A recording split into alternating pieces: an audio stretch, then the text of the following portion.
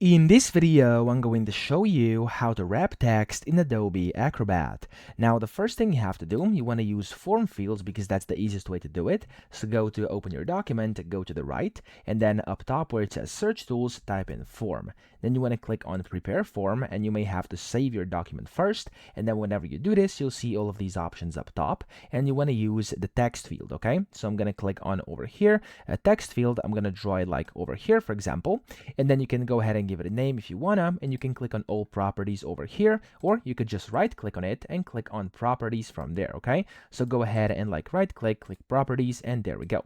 Then you want to go to the options, so you're gonna be inside general by default, click on options over here, and then here you have a bunch of different options. So you have to basically check the multi-line checkbox over here, and it's gonna make this multi-line, and then here you have the scrolling long text. So basically if you want long text, you can uncheck this scroll long text to allow the text to wrap and fill the box, okay?